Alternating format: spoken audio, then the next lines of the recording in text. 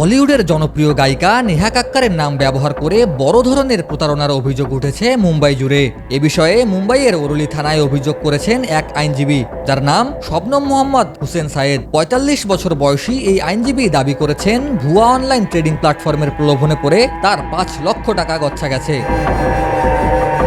মুম্বাই পুলিশের বরাতে জানা যায়, চলতি বছরের জুন মাসে সামাজিক মাধ্যমে একটি তথাকথিত আন্তর্জাতিক ট্রেডিং প্ল্যাটফর্মের বিজ্ঞাপন দেখেন তিনি, যেখানে নেহা কাক্কারকে ব্র্যান্ড অ্যাম্বাসেডর হিসেবে দেখানো হয় এবং প্ল্যাটফর্মটিকে নির্ভরযোগ্য বিনিয়োগ মাধ্যম হিসেবে প্রচার করা হয়।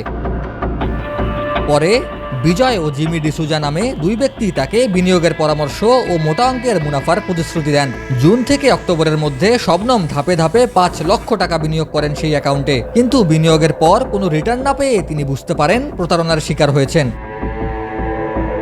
এরপর ওই থানায় মামলা করেন। পুলিশ ভারতীয় দণ্ডবিধি ও তথ্য প্রযুক্তি আইন অনুযায়ী তদন্ত শুরু করেছে। অভিযুক্তদের খুঁজে বের করে অনলাইন লেনদেন, কল রেকর্ড ও জুম মিটিংয়ের তথ্য বিশ্লেষণ করা হচ্ছে। Desk report, RNB news.